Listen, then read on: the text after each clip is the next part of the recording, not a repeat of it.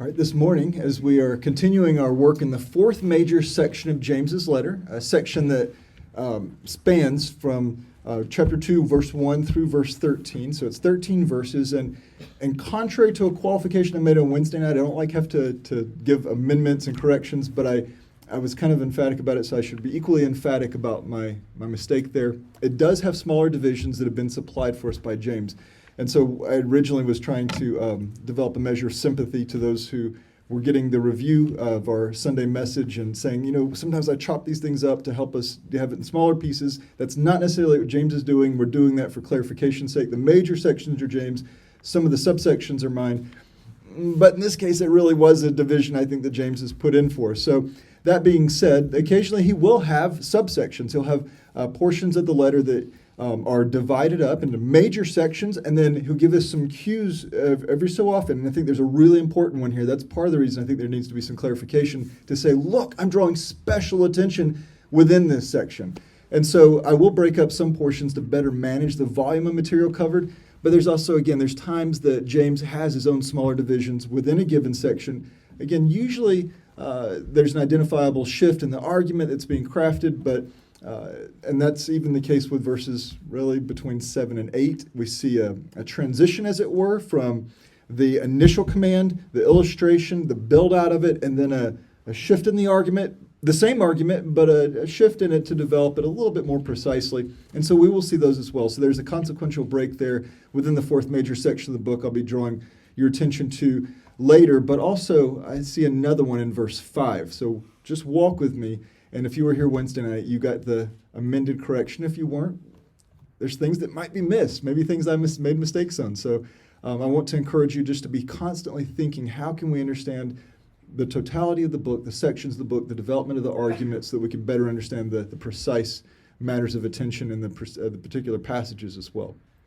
But to help you better appreciate that, I first, again, want to speak to something that we've not given significant attention to since introducing the book several weeks ago. This is another matter of structure, and you might think, oh no, another one. We would go over the outline and every so often and to kind of build it out, but this is one that I think is really important. We gave a lot of attention to it, again, a number of weeks ago, and that's namely the major themes. And there's a reason behind our speaking to these matters of structure and themes here, is I believe that they will contribute to our fuller appreciation of this work in a very important section of the letter. So by way of review, here are some major themes that we'll introduce into varying degrees. I would say almost all of them were developed in chapter 1. Themes that will continue to be woven into the larger development of the letter, and that contributes to my seeing chapter 1 as a whole, a foundation to the book. And while not referencing the passages for the individual themes, I think those of you who have been walking through the book of James with us and you've been progressing through chapter 1, you're going to hear and think about things. You're going to hear when we mentioned just a moment, testing or trials. Consider it all joy when you encounter various trials, knowing that testing your faith produces endurance. It just comes to mind because we've walked there, we've labored, we've layered even in our labor there. So that being said, let's consider the various themes that have been developed in chapter 1 with a view to the argument that's developing in chapter 2. So testing or trials, as we just mentioned, we have wisdom, major theme for the book, perseverance, God's word or the scriptures, perfect, complete, or mature. I've lumped all that together. Perfect would be sufficient, but I know that might have some connotations that we don't intend, but maybe we do a little bit, just enough to use it. So perfect, complete, or mature, the law, and the law is used in a variety of ways. We saw that at the end of chapter 1, carries over to chapter 2, faith, the rich and the poor, works, speech, asking or praying. So he'll occasionally, especially in chapter 1, those of you who lack wisdom, which is all of us, you ask and the Lord will provide. That's a form of prayer, so we're lumping that together because later he's going to explicitly talk about prayer. And finally, sin. So while not addressed also in the first chapter, we do have foundations for the remaining themes too. Justification. Justification, it wasn't in chapter 1, but what did we have? We had the expectation of faith accompanied by works. Well, I think we're starting to drift toward his argument for justification and how to understand justification and faith and works. Judgment. It doesn't overtly address it, but I think it's plainly there. Patience, again, I would kind of pair that with perseverance, so it was really kind of there in a fashion. So we see in chapter 1 that we've covered almost and functionally at least alluded to every major section of the book. And so I think that does contribute to our understanding of the role of chapter 1 and those first chapter of the book and its first major 3 sections, as it were, giving us a foundation for the book as a whole. And with that, going to direct the nature of how we understand the argument as it continues to unfold to include in chapter 2. But that being said, I'm increasingly persuaded that we should consider expanding the book's foundation to include this 4th section as well. And you might be thinking, I bet he's going to do the same when he gets to section 5. It's not going to happen, as best I can determine. But what I'm seeing as we've been working and continue working in this 4th section, and again, are these just decisions that we just kind of decide for ourselves? No, I think there's clues within how he writes, how he develops argument, and there's even grammatical clues to a shifting in terms of the writing style that happens at chapter 2. And so am I still saying we're going to carry it over? Yes, I do, verses 1 to 13.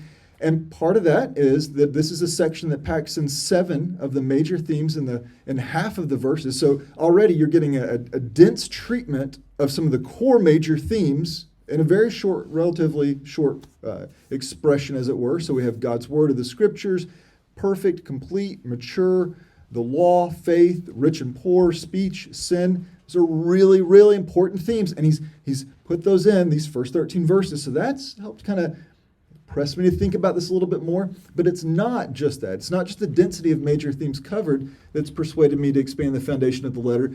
Otherwise, I just go ahead and roll in the whole of chapter 2, because at least then we're definitely going to get justification, right? It's right around the corner. We're going to hit verse 14. You're going to have faith and works and justification, and you also have themes of speech as well.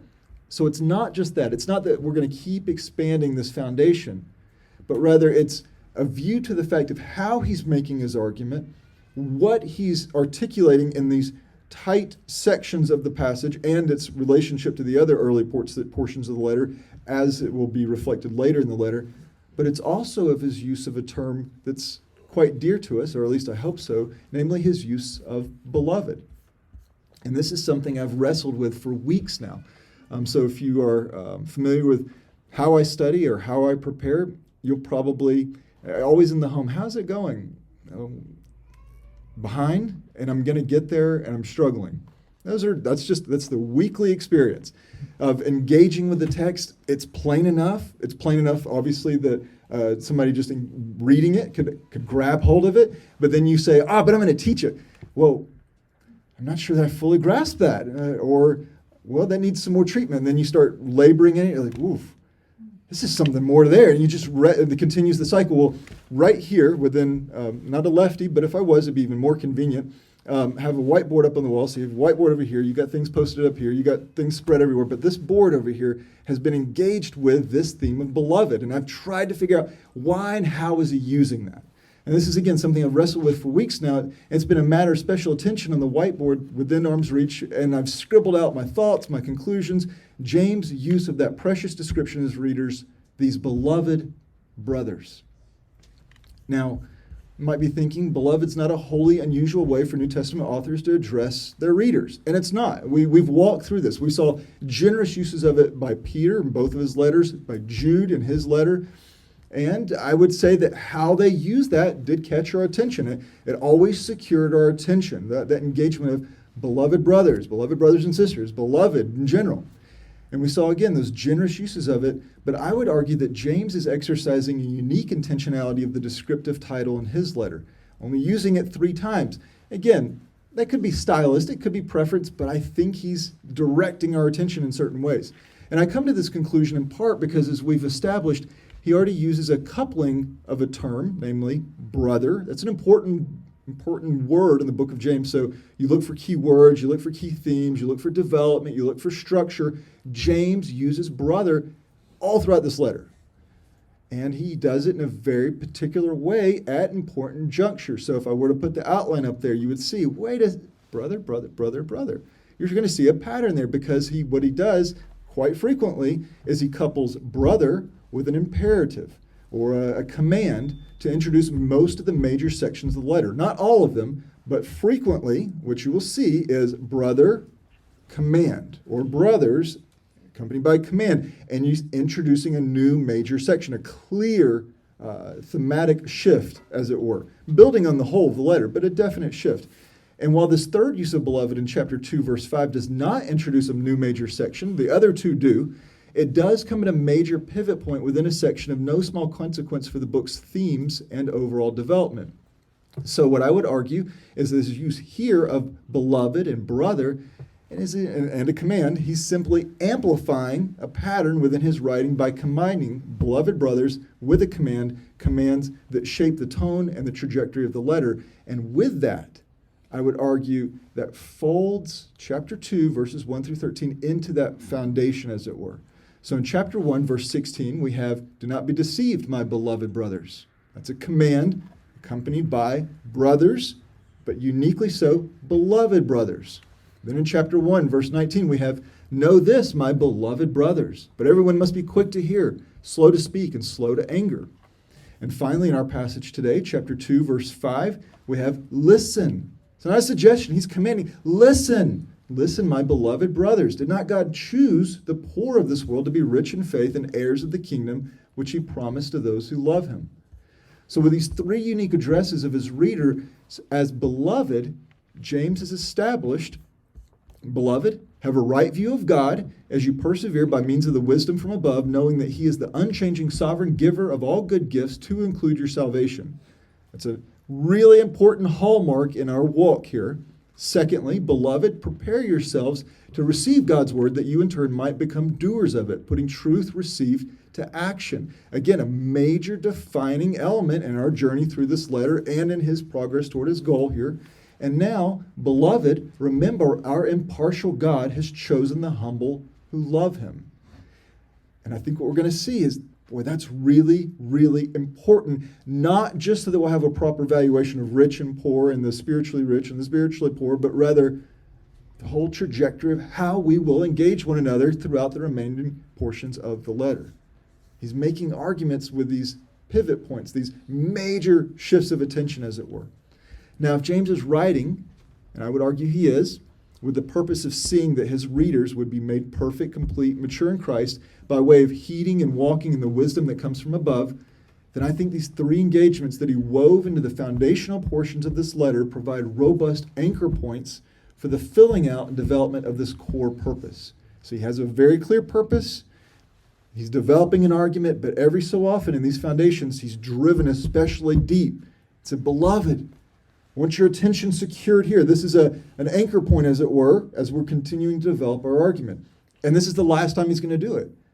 And that contributes to my seeing 2, 1 to 13 as a foundational element of the letter. And again, you might be like, well, that's interesting. No, it's not just interesting. It will shape how we continue to see the development of the letter and the argument thereof.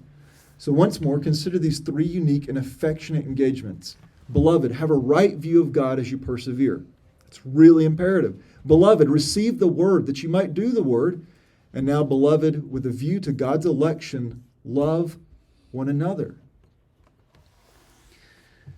Now, let's just pause here for a moment because I'm clearly excited about that. I kind of wish I was a lefty so we could just double time this and whatnot. Working through these things, I've wrestled through it, but I know that that's an introduction of the matter to you.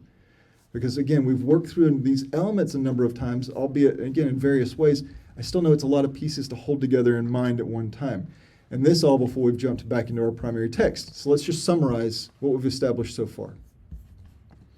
James is writing his letter with the purpose of seeing that his readers would be made perfect, complete, mature in Christ. That's his objective. He wants you to be perfect, complete, mature in Christ. How? By way of heeding and walking in the wisdom that comes from above. He's not just talking about wisdom in some general way, that skillful living in terms of living in a way that reflects that you can apply knowledge and truth in a way that's helpful and whatnot, but it's a wisdom that comes from above. This is the Spirit-informed wisdom of God that's going to help you be brought to the place of perfect maturity or complete maturity. His style and approach is very action-oriented. When Pastor Matt was mentioning, I don't know why I'm qualifying this, but I think it's important. I thought, you're speaking my language, of course. Qualify everything. Tell them why we need to knock out a wall. Tell them the process and what it might look like and how that how is that going to impact the carpet. And just explain everything because all those details are so precious. I have a different style, right? I have a different approach. Well, James's style is very action-oriented. Lots of commands. We know his objective. How's he getting there? He's peppering us with all kinds of commands. As the wisdom-rooted maturity that he is pressing us to has demonstrable works, he expects you to demonstrate these things through works. And it's very practical in its expression. So again, he's got a lot of action items, a lot of expectations, because he expects a lot of action out of you, because this is a very practical expression of truth. James sees the connection. He's not just somebody wasn't that an interesting thought? Doesn't die there. It's an interesting thought that takes root into your life and produces action. That's why when we get to the latter half of chapter 2, we're not surprised when he talks about faith and works. Of course he's going to talk about faith and works. And before he fills out the body of his argument, I would argue he's introduced a robust foundation that again includes effectively all the elements that he'll go on to further develop. Also within this foundation are some special, again, high points. These high points that we just addressed will amplify the tone of his argument. And so he's clearly pressing ahead, and every so often he's really giving a highlighted emphasis, as it were. And these high points come by way of addressing his readers with the affectionate description of beloved. Beloved, have a right view of God as you persevere. You understand chapter 1, right? Wisdom and trials and perseverance. Does he not capture something when he pauses there and says, beloved, and he's directing us again to have a right view of God in our perseverance? I think that's pretty consequential. Beloved, receive the word that you might do the word. That was right after the end of chapter 1, but boy, was that not a high point of the letter. 122 is one of the most well-known, well-loved portions of James. Don't be just a hearer who deludes himself or who deceives himself, but be a doer of the word. And how does he approach that? Beloved, receive the word that you might do the word. So it's that high point engagement. And so now, beloved, with a view to God's election, love one another. He gave us a command, chapter 2, verse 1. He's going to build out that command by way of illustration, by way of argument, by way of finally driving us to a proper understanding of the application of the high points of the law. And right there in the middle, what does he do? He pauses to say, have a right view of one another based off of God's effectual work in you, because you want to be impartial? Well, recognize that you are part of the beloved of Christ. You've been redeemed. So recognize God's election and the expectation that puts on you to love one another. So again, he's laying a foundation. The rest of the letter will be working these things out. So if we followed those sections as we've developed them so far, I hope that we also can see these high points as they're tied to this description of his readers, as it were, these beloved brothers. And that final engagement of his readers as beloved is where we are today. That's where we kind of landed there last week. We landed, touchdown, talked about it, and we took off again, and we finished, but we're going to be returning there today. And we worked on that last week. I made consistent allusions also to the principle of the poor, right? That they're not just fiscally poor. That's an important thing to recognize. This is not just there is a measure of, you'll read some people, or you may study some people, you may hear some teachers that say, well, the issues, we got to take physical poverty off the table. Well, the illustration doesn't hold up if you take physical poverty off the table. You have somebody that's in dirty clothes and someone that comes in bright and shiny clothes and rings. There's clearly an element of fiscal poverty that he's incorporating here, but it's not just fiscally poor, though that is, again, plainly an element of the text, but the poor in spirit.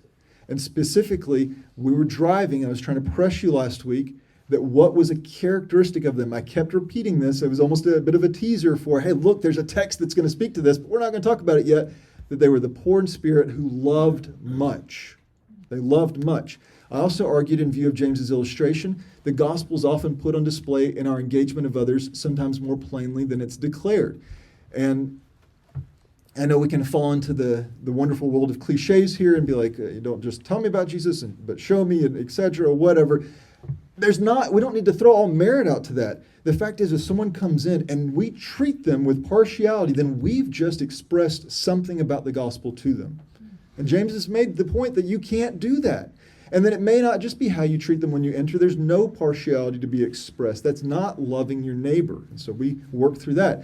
And then I finished by sharing about the men who accompanied me to church and college, men who were they were really living illustrations of those whom the wickedly partial would dishonor. And I'm grateful to report that was never part of the experience, and I hope that I didn't allude to that. I just recognize that, boy, they're not going to be a good fit at any particular church. It's hard to receive people that struggle in certain ways. It's hard to receive people that are dirty, that aren't clear in their articulation of themselves and act peculiar because things aren't firing on all cylinders. It's hard in that context. And it'll be hard if the Lord introduces that into our context. We will probably struggle to varying degrees, and that's okay. Just struggle well. Struggle with impartiality. And so I was talking about them and trying to drive home that this is what it can look like, what it should look like. But again, they were received to a little humble church. And why? Because it was filled with the people who understood not the glitter, but the glory of the gospel. They understood that. And as we return to James, I want to season your thoughts now with one more approach to this, namely on the humility in which the glory of the gospel naturally shrouds itself by first directing your attention to a passage from Luke chapter 7. And that's what he kept talking about. It is Luke chapter 7, verses 36 to 47. And you can follow in your copy of the scriptures or up on the screen, but we'll go ahead and read together now. Now, one of the Pharisees was asking Jesus to eat with him. He entered the Pharisee's house and reclined at the table, and behold, there was a woman in the city who was a sinner. And when she learned that he was reclining at the table in the Pharisee's house, she brought an alabaster jar of perfume, and standing behind him at his feet, crying, she began to wet his feet with her tears. And she kept wiping them with her hair of her head, and kissing his feet and anointing them with the perfume. Now when the Pharisee who had invited him saw this, he said to himself, saying, if this man were a prophet, he would know who and what sort of person this woman is who is touching him, that she is a sinner. And Jesus answered and said to him, Simon, I have something to say to you. And he replied, say it, teacher.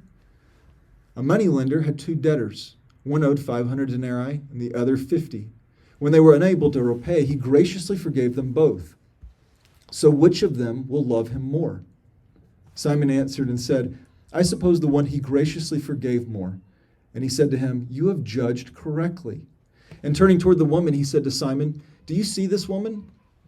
I entered your house. You gave me no water for my feet, but she has wet my feet with her tears and wiped them with her hair. You gave me no kiss, but she has since the time I came in has not ceased to kiss my feet. You did not anoint my head with oil, but she has anointed my feet with perfume. For this reason I say to you, her sins, which are many, have been forgiven, for she loved much, but he who is forgiven little loves little. I would argue, as we're struggling to understand this concept of not showing partiality in the context of loving one another, that it's the poor who know the crushing weight of debt. Some people have no concept of that, have no concept of struggling, of having something loom over you because you can't satisfy what you owe. The poor recognize that. They recognize that in the fiscal context, but the poor in spirit recognize that as they stand before God. And therefore, so precious many of them will also know the richness of faith and inheritance in God's kingdom, because having been forgiven much, they also in turn love much. They understand the nature of their weight as they stand before the Lord and recognize they're wholly undone. They're not confused as to who the roles are. They're not confused as to who the sinner is and who the religious Pharisee is, as it were. So that being said, let's read the whole of our passage together. James chapter 2, verses 1 through 13. And we're going to purpose to finish our work in verses 5 through 7 today. I think that's a reasonable goal. So let's read our text together. We're going to read it in its fullness because I think you need to see how we frame it, how James frames it, and then we'll narrow our focus to 5 through 7. So James continues now. My brothers, do not hold your faith in our glorious Lord Jesus Christ with an attitude of personal favoritism. That's the command that's going to drive the rest of this passage. For if a man comes into your assembly with a gold ring and dressed in bright clothes, and there also comes in a poor man in dirty clothes, and you pay special attention to the one who is wearing the bright clothes, and say, you sit here in a good place, and you say to the poor man, you stand over there, or sit down by my footstool. Have you not made distinctions among yourselves and become judges with evil thoughts? Listen, my beloved brothers. Here's that high point, as it were, drawing special attention. Did not God choose the poor of this world to be rich in faith and heirs of the kingdom which he promised to those who love him? But you've dishonored the poor man. Is it not the rich who oppress you, and they themselves drag you into court? Do they not blaspheme the good name by which you have been called? If, however, you are fulfilling the royal law according to the Scripture, you shall love your neighbor as yourself, you are doing well. But if you show partiality, you are committing sin, being convicted by the law as transgressors. For whoever keeps the whole law and yet stumbles in one point, he has become guilty of all. For he who said, do not commit adultery, also said, do not murder. Now, if you do not commit adultery but murder, you've become a transgressor of the law. So speak and so act as those who are to be judged by the law of freedom. For judgment will be merciless to one who has shown no mercy. Mercy triumphs over judgment. Now, we began our engagement of verse 5 last week and primarily gave our attention to the broad nature of God choosing the poor. Affirming this, we observed that from the incarnate public ministry of Christ to the testimony of Paul, there's a clear affirmation that the Lord has an affection for the poor, the weak, and the needy. We saw that with, again, who does Jesus engage? How does he engage them? How does Paul talk about the testimony of the larger church? You were weak, you were simple, you weren't the most glorious ones, and yet the Lord chose you and redeemed you and drew them to himself. With this, though, there's a balance. I'd say the balance of the Beatitudes, as it were.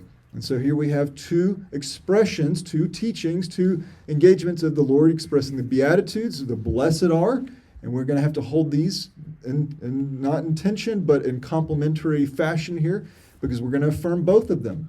Where he states in Luke 6:20, blessed are the poor. This is fiscally poor. He compares the poor and the rich. Blessed are the poor, for yours is the kingdom of God. And then Matthew 5, we have blessed are the poor in spirit. So the spiritually poor, those who recognize before God they have nothing to offer, for theirs is the kingdom of heaven. So the naturally poor, or the poor of this world, appear to have an assurance of receiving the kingdom of God, and the spiritually poor, those who are humbled before God, also have an assurance of receiving the kingdom.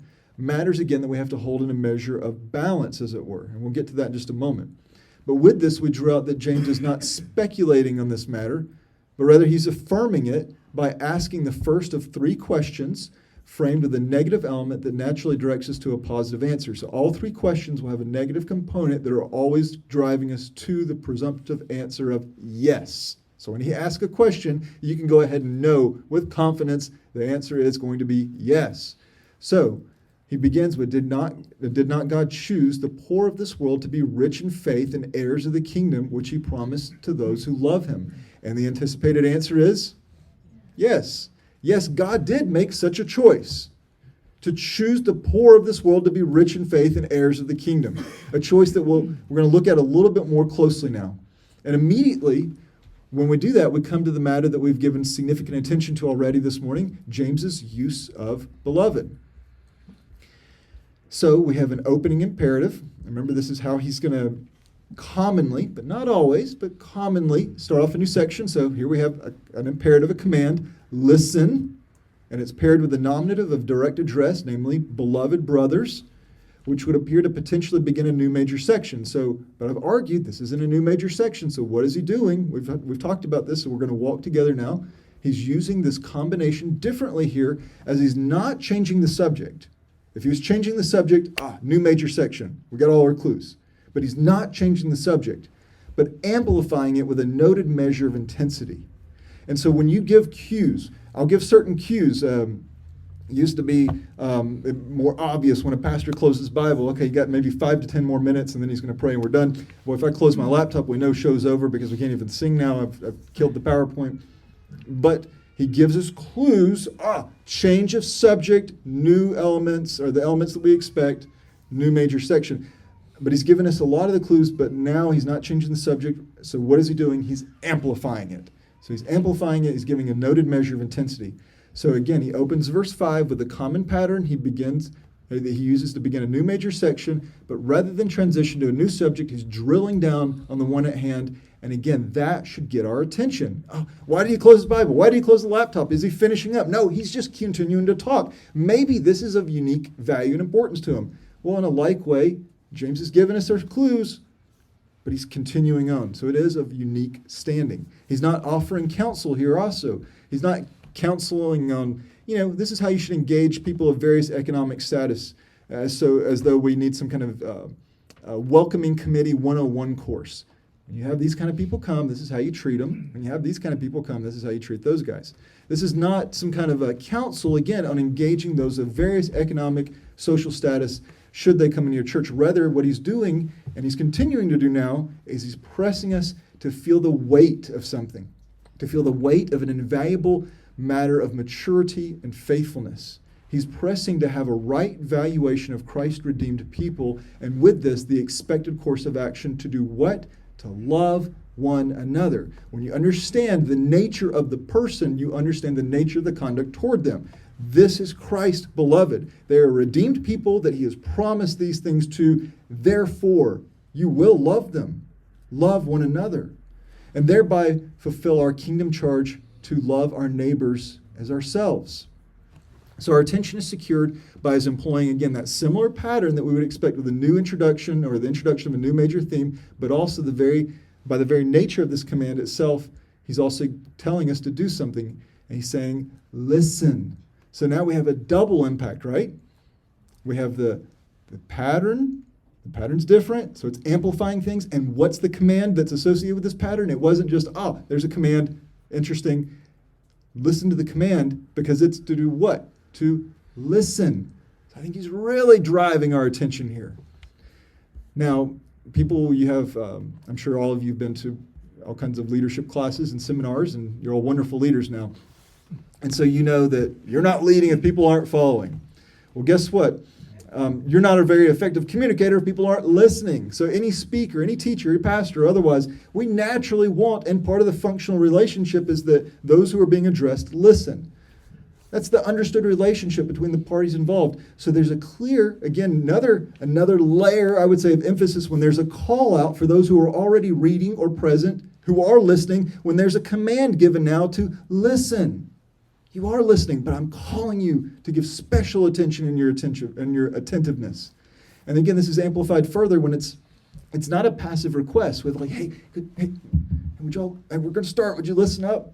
No, you're locked in. You're engaged, and yet he's commanding, direct command. Listen, have proper attention to what's going to follow. And I think about how this can. How this can be an effective tool. So there's probably a range of opinions. I'm mindful I have an English lit lady who's reforming toward math, and that's a whole nother subject, but nevertheless, I'm mindful of that. I'm mindful of others of you who have a strong background in literature and like matters. And so there may be a whole host of ideas on terms of that is an effective tool of communication in literature when someone's talking and they say, listen, I want to engage you. Well, I think of one of the best examples in terms of common literature would be Shakespeare's play, Julius Caesar, when in Act 3, Scene 2, and the Roman Senate has done what? They've murdered Caesar. He did not pay attention to the Ides of March, or was it the Ides of March? Ides of March. Yeah, so pay attention when they say things like that. Nevertheless, he's stabbed in the back, and he is now passed. The Roman Senate has justified their conduct, and Mark Antony begins what was going to be a speech. It was kind of posited as a funeral speech. We're going to memorialize him, but not overly so. But it proved to be a charge to transform the opinion of the masses. He persuades them that what was done was not noble, but treasonous. He already has their attention. Antony's going to speak. Okay, Antony's speaking, but how does he do it? He's going to craft it to say, now I really want your attention. And what does he do? Or through Shakespeare, friends, Romans, countrymen, lend me your ears.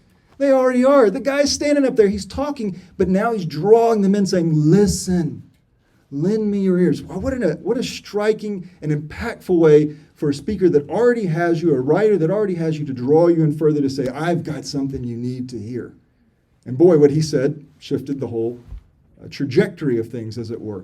It was a striking appeal to listen. And his appeal, again, they were heated, and the mob shifted their opinions. And such appeals and even commands to listen have been peppered throughout history and literature alike. They're impactful because there's a weight to what will come, and it deserves to be heard accordingly.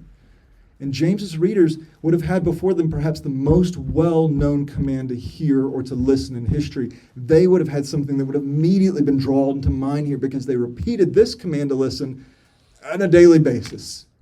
A command that marked their days and rooted their theology, what we've commonly come to know as the Great Shema. Why is it called the Great Shema? Well, we could actually just translate it and call it the Great Hear. The Great Listen. Deuteronomy chapter 6, verses 4 and 5. Hear, O Israel. Another command to hear. He's already been writing. He already has their attention. This is strikingly important. Hear, O Israel.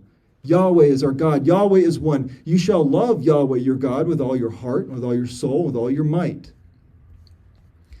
Now, James obviously would not have cited from Shakespeare. The timing just doesn't work for him. So if you're confused about the dating of James, you're really going to miss that one. He's not going to cite from Shakespeare, and he wouldn't need to anyway. But I do think he was in some measure provoking his readers' attention back to Deuteronomy here. That's my opinion as I've wrestled through this. Not everybody's going to agree, and that's okay. There's room to wrestle. And it's not just because of the shared command to listen. Maybe that would have drawn their attention. Oh, command to listen. Boy, I'm very familiar with the command to listen. It makes me think of Deuteronomy 6. That's not a bad thing, but it's more than that. Because he's driving us to the command also to love one's neighbor as themselves. Now, you might think, that's not in Deuteronomy. I think we actually peppered that into one of the quizzes on Wednesday night. It's true.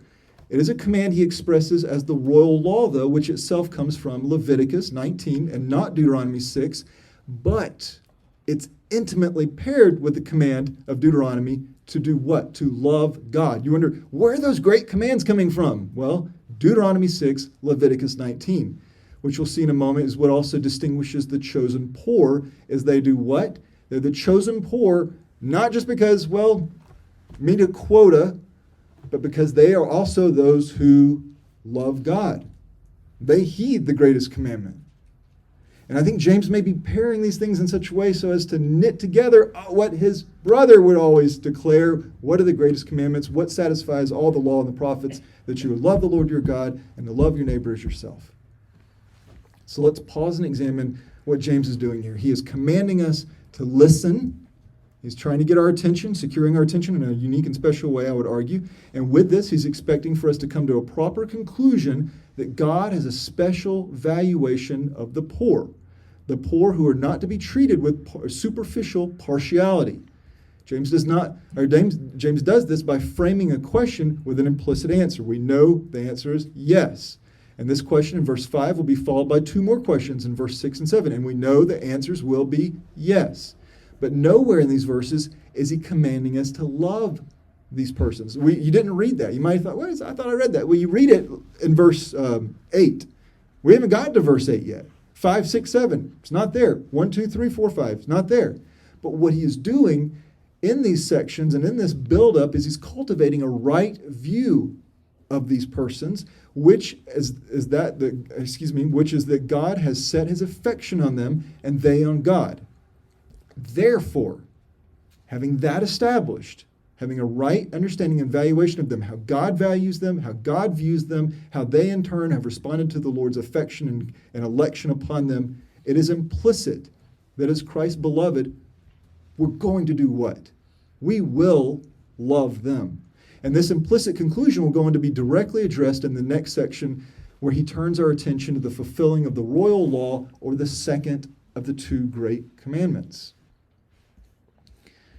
So, there's the opening command to listen, to yield your attention to what is coming. And that is the two-part engagement by God with the poor of this world. And with that comes the two-part engagement of God with the poor of this world. The first part, God chose them to be rich in faith, and he made them heirs of the kingdom. Rich in faith, heirs of the kingdom. Now, we're all acquainted with this language of God choosing or exercising his sovereign election and calling a people to himself, independent of their merits, their strengths, or otherwise. Specifically, he's calling them to himself for salvation. We're very familiar with that. It becomes part of the common language, part of our worship, part of our praying, but also it's part of James. He's already expressed this in a different way, but he has expressed this in chapter 1, verse 18. In the exercise of his will, he brought us forth by the word of truth. So God exercised his sovereign choice in setting his affection upon a people and drawing them to himself by means of illuminating truth through his word. So in the exercise of God's will, he brought us forth by the word of truth. So we have a reversal of fortunes here that was rooted in another reversal of fortunes, all expressing God's elective choice. And we see that in 2 Corinthians chapter 8, verse 9. For you know the grace of our Lord Jesus Christ, that though being rich, yet for your sake he became poor. A reversal of fortunes for a particular reason, so that you through his poverty might become rich. So we have a dueling reversal of fortunes, as it were. Therefore, Christ has made those who are impoverished in the view and estimation of this world rich in faith. So they are rich now. But what's the nature of their standing and their wealth? It's rich in faith. That's a currency that is of great standing in God's economy while going unnoticed by man. Because this enrichment by God, it's not going to buy a house for you. I know that it's why we feel a measure of tension when they have certain expressions of blessed. And sometimes that blessed is confused with prospering. I rejoice if someone's prospering, and that can be an expression of blessing. We give thanks to God for that. And there's reasons to maybe even equate that. We think about Psalm 1. We're like, well, there's a measure of blessing that we should anticipate, but how does that work itself out? But this, again, this enrichment by God is not going to buy houses. It's not going to buy cars, and it won't buy temporal comforts. So what does this richness provide? Well, it's a richness that provides the means to joyfully endure under various trials. It's a richness that asks and secures the wisdom that comes from above so that life might be negotiated in a skillful way that is pleasing to God. It's a richness that leads one to a proper receiving and doing of God's word. And it's a richness that experiences present grace that will yield to future glory, and with such the receiving of the full inheritance. That's the richness that the poor have been provided in their electing choice by God. So, if we were to break James's question up into two parts here, we could first affirm the following: that God has indeed chosen the poor of this world to be rich in faith, and therefore they are of all people most to be envied, esteemed, and made much of in our company, as they possess a richness that supersedes gold rings and bright clothing. Now, there's another element of God's choosing that James speaks to here, one that primarily has a view to the future. So the present component is expressed in their superior riches of faith, and the future component of God's elective choice for them includes the assurance of inheriting the kingdom. So while they may presently experience a lack, there will be a fullness of life, fullness of joy, and fullness of satisfaction in God's good, perfect, and eternal provisions. So not unlike the promised crown of life there are present benefits now, but the fullness of the inheritance is eschatological, having a view to Christ, who himself was humbled, meek, and poor. But that exchange doesn't remain as it were. He will be returning in the glory of his Father. Also, like the crown of life, this assured reward and future blessing has inherent qualifications. The receiving of the crown of life has the qualification of being approved. It's not that he's just handing out, remember, no participation trophies here. It's the qualification of being approved. Becoming heirs of the kingdom has this qualification of God's election. So it's not just, you get the kingdom and you get the kingdom. There's a qualification that God has chosen. He's set his affection on these particular poor, as it were.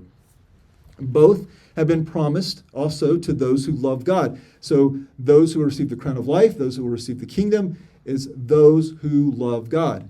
Therefore, we must remember that while James is speaking broadly in a way that expresses common patterns of experience, it is nevertheless not all of the poor who will enjoy such blessings, and it is not all, or to the exclusion of all of the rich. These assurances are for those who have been chosen by God and in turn love him. And to balance this out, William Barclay stated the following: it is not that Christ and the church do not want the great and the rich and the wise and the mighty.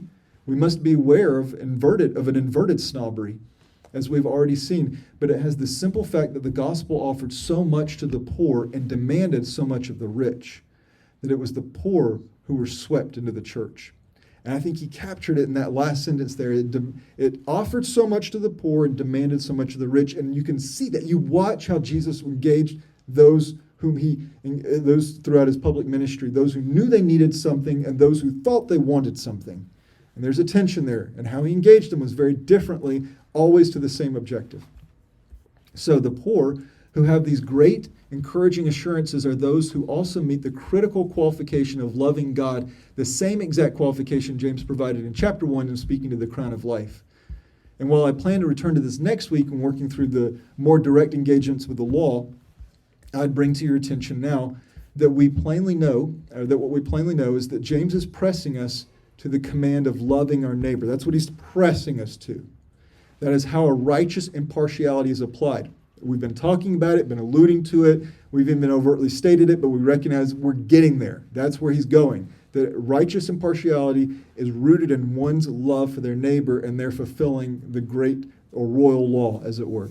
And that command is being cultivated, again, throughout the whole of this section. We're not just kind of teasing it out like some prolonged trailer. This is a building to say this is where it's culminating, including a proper understanding of God's view of the poor. And this is arguably a principal reason that James exercises one of his 3 special addresses to his readers, again, as beloved. I think he's highlighting something for us. He wants this matter to receive the special attention it deserves. And again, I really think that he wants this to hit them differently, as it were, as it will uniquely shape the aim for his writing and its continued development in this letter. But it's also informing his articulation of the law as it applies to Christ's church by cultivating our understanding and relationship to it in view of how Jesus expressed its summation and fulfillment, namely by way of keeping the 2 greatest commandments, loving God and loving your neighbor. So while he's pressing the second commandment of loving our neighbor, he's already implicitly included that the faithful, by design and identity, are keeping the first commandment as they are the ones who love God. Again, their assurance of the crown of life and being heirs of the kingdom are directly rooted in their loving God and their keeping of the first of the greatest commandments. Now, coming back to James 2:5 and a little bit tightening our focus again, narrowing the context of the verse here, James is crafting the contrast evaluations, not just so that we'll, again, treat people nicely or feel bad if they're impoverished. That's not what he's aiming at.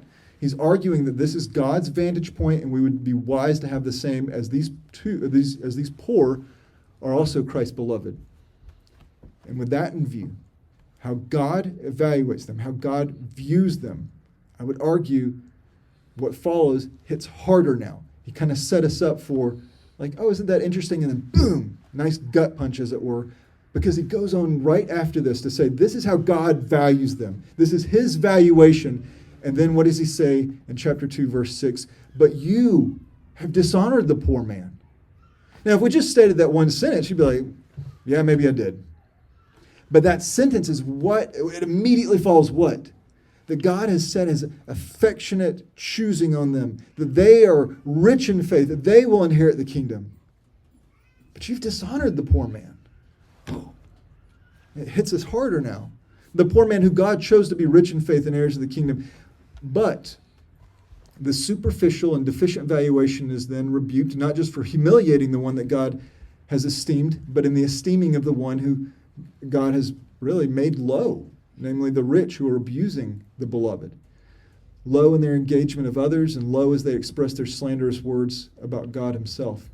So unpacking this, James asks another question, which also has an affirmative answer, so we know the answer even as he poses the question. Is it not the rich who oppress you and they themselves drag you into court? Yeah, it is. Okay, So he's not ambiguous in expressing what was plainly an established and presumably continued experience of his readers. This is apparently, on some measure, they had an easy point of relation with this. Namely, those who are in positions of authority were leveraging that authority in a way that made life unnecessarily challenging or hard, presenting unjust circumstances and outcomes for these believers. That apparently was and continued to be part of their experience. And it was clear James was not just expressing the common plight of the poor having challenges associated with their work and social standing, resources, and opportunities. Rather, this appears to have gone beyond natural struggles to the point of abusive treatment. And he paints a clear picture here, too, stating the rich were dragging them to court. Now, I'd remind you that the whole of this section, again, is not necessarily tied to some event that James was made aware of. This is not Paul will write and say, I've heard this happen among you. I need to correct or address that. James doesn't appear to be doing that. He appears to be making a sweeping picture of the character and nature of their culture, their experiences and common struggles with sin, with self, and others. So I think he's just framing a common experience picture, as it were. So, lacking a historic moment to attach these images to, we see them as broad illustrative demonstrations of common realities that should press us to think and act rightly when such times do come, when we struggle with the prospect of expressing impartiality for superficial reasons.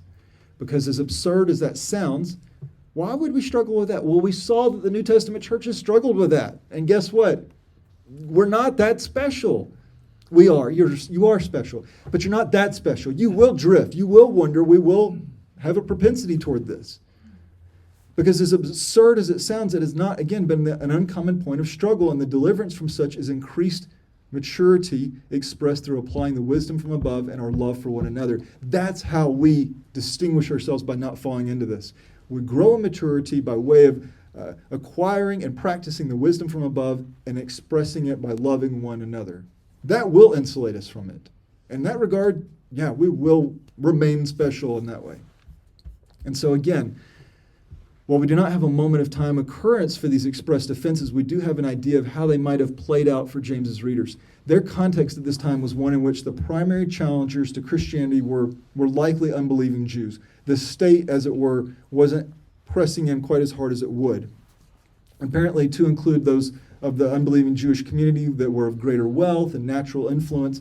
And we need to also remember this was a time that the Romans gave the Jewish community a measure of autonomy to address matters of their faith and its practices, to include the institution of religious courts. We saw that in the Gospels, we see that in Acts, we see that in continuing on to the epistles as well. That was the nature of even Paul's authority when he was Saul, or when he went by Saul, and he could say, I took letters from the high priest in Jerusalem and I went to persecute people in Damascus and to arrest them and bring them back. That was not Rome. That was the Jewish high courts and their authority.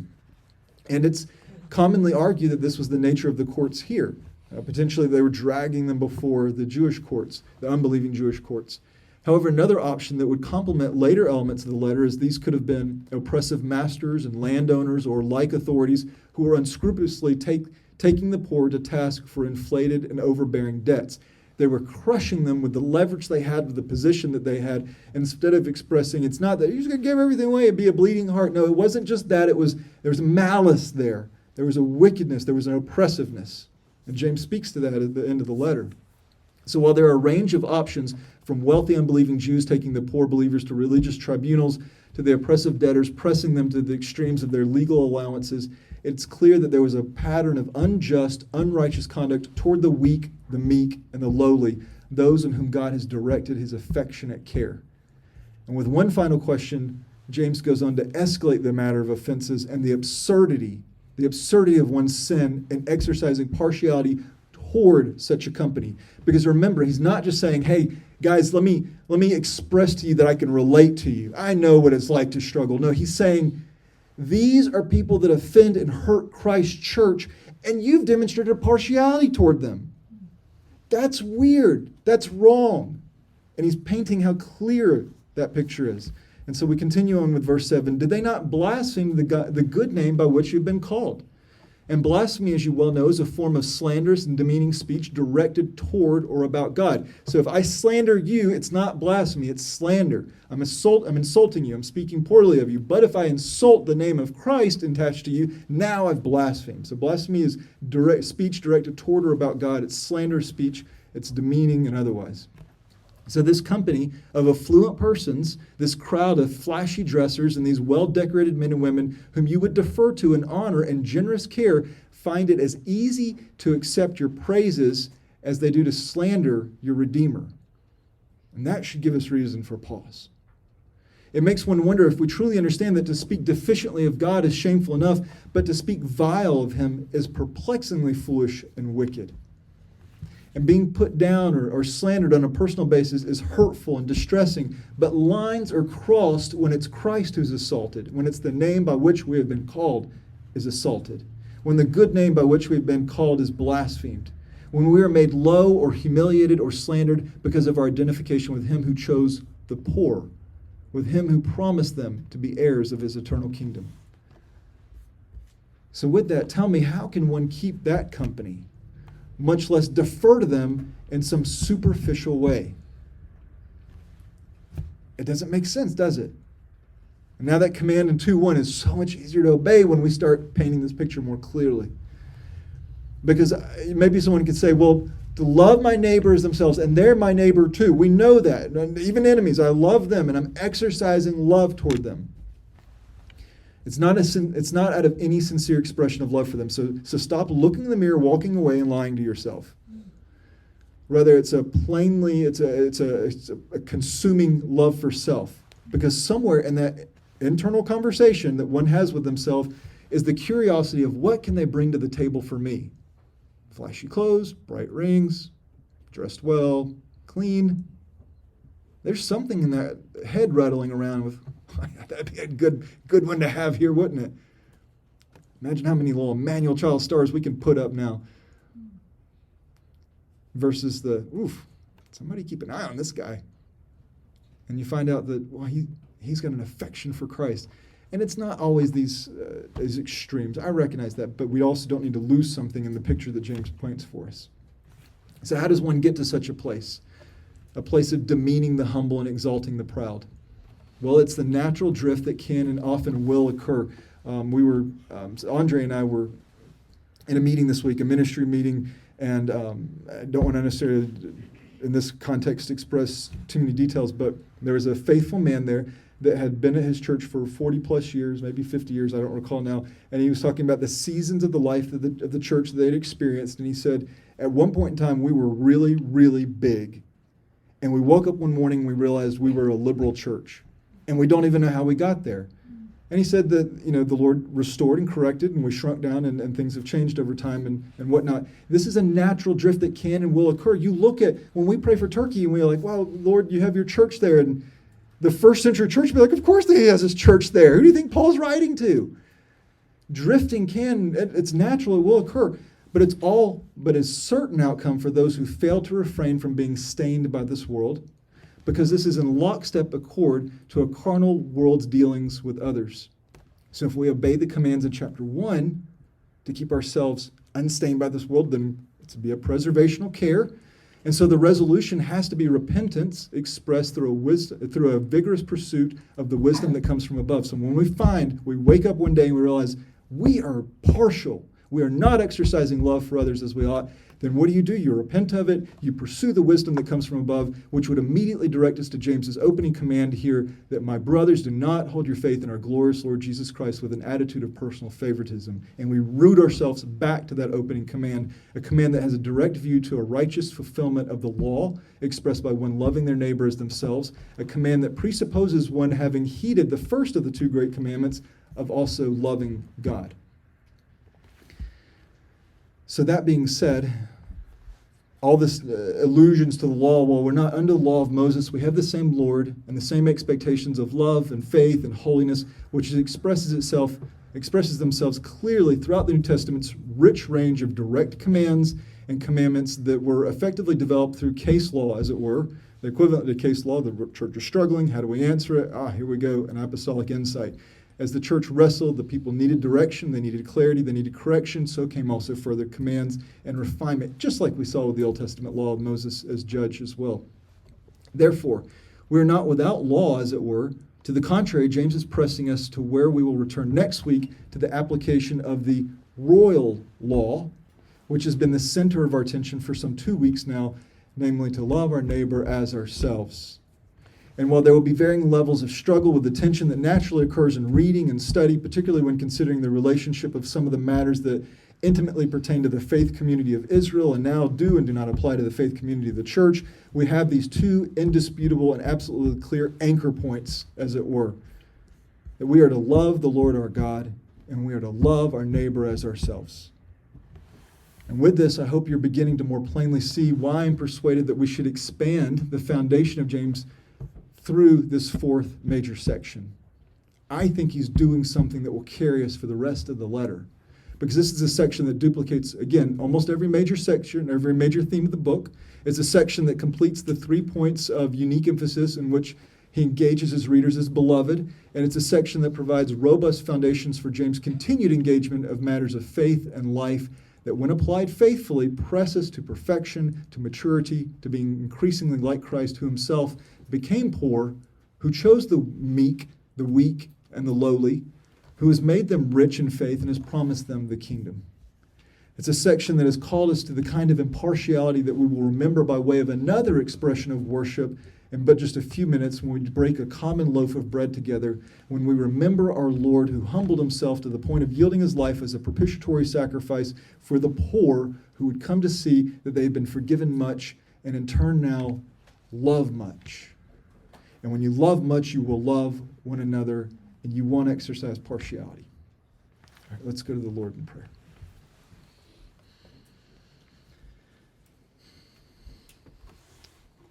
Lord, we thank you for James's writing to these dispersed believers and laying a foundation for the early church to do the very things that are so critical. If we're going to be identified as being in Christ, one of the most plain expressions of that is that we have love for one another. Jesus expresses that very plainly. John presses that in his gospel accounts and letters. And that's who we want to be, Lord. We want to be a people who have a proper affection, a love for you, and therefore a proper affection and love for one another. And that expresses itself through not having a superficial partiality. That expresses itself in sacrifice and giving to one another and recognizing that the poor of this world have been elevated in such magnificent ways. Not every single poor person, but the poor who can take that principle and understanding that they know what it's like to be hungry, they know what it's like to lack, they know what it's like to struggle, they know what it's like to have to be dependent, and to apply all those principles to a good, giving Father of lights who provides redemption, who provides life, who provides food and drink, even to the point of calling upon us, look upon the lilies of the field and the birds of the air that our Heavenly Father provides. They understood that in a way that maybe we think is silly because we have such generous feast-like provisions every day. So Lord, we not artificially, but properly esteem the poor, not artificially or wrongly demean and look down on the wealthy, but to recognize that before you, we all have equal standing. We were all in need. All who are in Christ were indeed poor in spirit. And so, Lord, we ask, develop this maturity in us to the end that we would exalt Christ, and in exalting Christ be brought to a place of fuller perfection, completion, and maturity accordingly. Lord, help us also as we transition our attention now to participating in the Lord's Supper. What a magnificent, clear demonstration of humility and grace and giving of oneself, and clearly of love expressed in a way that is unparalleled, and in unparalleled fashion gives glory back to God as well. Help us to remember these things. Pray in Jesus' name. Amen.